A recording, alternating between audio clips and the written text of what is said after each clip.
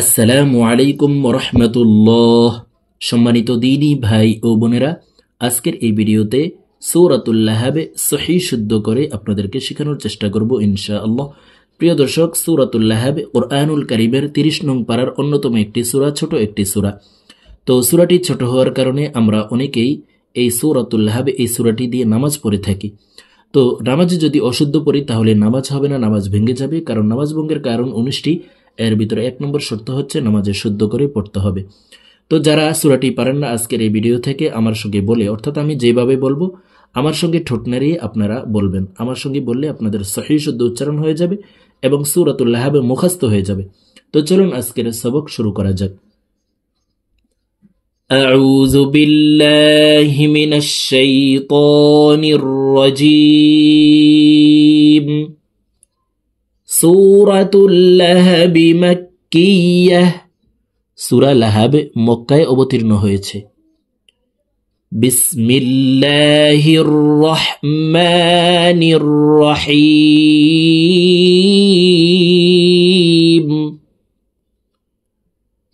তাব্বাত ইয়াদা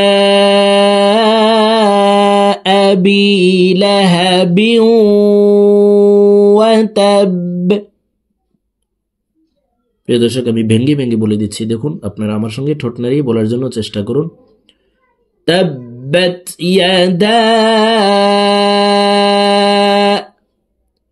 তাব্বাত, বার উপরে তাসদিদ আছে। তাসদিদ ওয়ালা হরফ দুইবার উচ্চারণ করিয়া পড়িতে হয়, একবার পূর্বের হরকতের সঙ্গে আর একবার নিজ হরকতের উচ্চারণ হবে। তাব্বাত ইয়াদা, এই দালে 3 আলিফ টান। মদের হরফের উপরে চিকন চিহ্ন বামে হামজা, মধ্যে মুনফাসিল 3 আলিফ টানিয়া পড়িতে হয়। তো দাল হরফকে 3 আলিফ টানে পড়ব। তাব্বাত ইয়াদা আবি লাহাবিন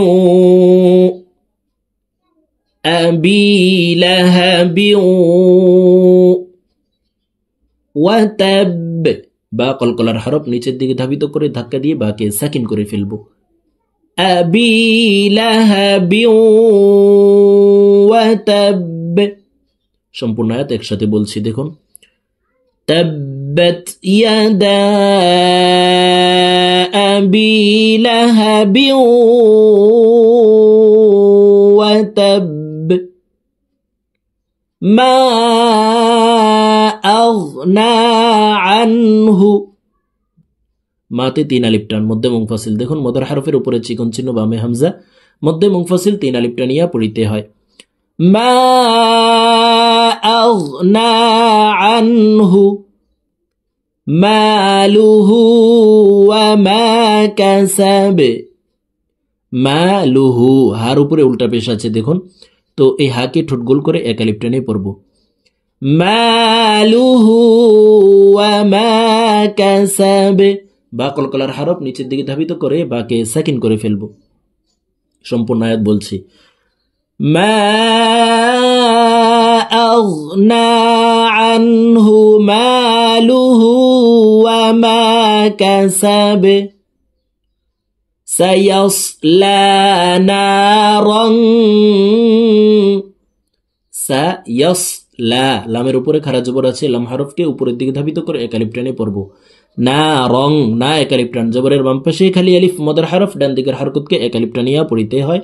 রং এখানে ইকফা গুন্না। তানউইনের পরে ইকফার 15টি হরফের ভিতরে একটি হরফ জাল আসছে, এই কারণে এই তানউইনওয়ালা রটি, অর্থাৎ 2 জবরওয়ালা রটি নাকের ভিতরে লুকাইয়া গুন্নার সহিত পড়ব। সায়াসলা নারান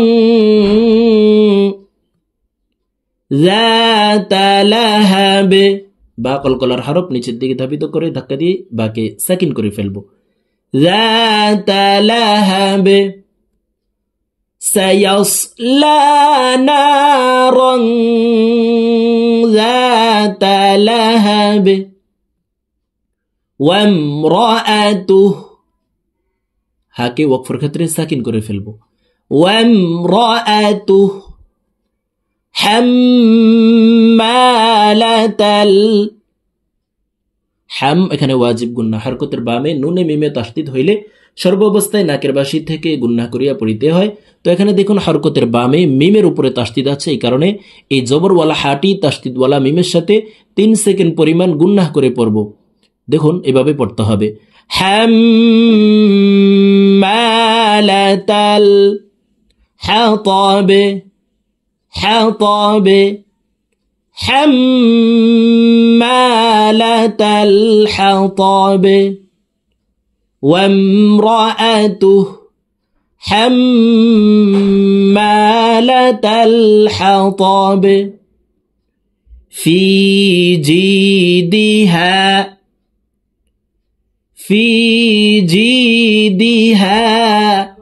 ফি এখানে একালিপ্টান, জেরের বাম পাশে জজমালাইয়া মদর হরফ ডান দিকের হরকতকে একালিপ্টানিয়া পড়িতে হয়। জি এখানেও একালিপ্টান, দেখুন জেরের বাম পাশে জজমালাইয়া মদর হরফ ডান দিকের হরকতকে একালিপ্টানিয়া পড়িতে হয়। ফি জিদিহা হাবলুম, হাবে বা কলকলার হরফ নিচের দিকে ধাবিত করে ধাক্কা দিয়ে উচ্চারণ করব, হা বা জবর হাবে, হাবলুম মিম মাসাদ, ডাল কলকলার হরফ নিচের দিকে ধাবিত করে ধাক্কা দিয়ে উচ্চারণ করব। একসাথে আয়াতটি বলে দিচ্ছি, দেখুন ফি জিদিহা হাবলুম মিম মাসাদ, ফি জিদিহা হাবলুম মিম মাসাদ। প্রিয় দর্শক, আমি এখন সূরাতুল লাহাব আপনাদেরকে এক টানে রিডিং বলে দিচ্ছি। তো আমি প্রথমে যেভাবে ভেঙ্গে ভেঙ্গে বলে দিয়েছি এভাবে শুদ্ধ করে শিখে তারপর এক টানে রিডিং শিখে নেবেন। বিসমিল্লাহির রহমানির রহিম, তাব্বাত ইয়াদা আবি লাহাবিন ওয়া তাব, মা আগনা আনহু মালুহু ওয়া মা কাসাব, সায়াসলা নারান যাতা লাহাব, ওয়া ইমরাআতুহু হাম্মালাতাল হাতাব, ফি জিদিহা হাবলুম মিম মাসাদ।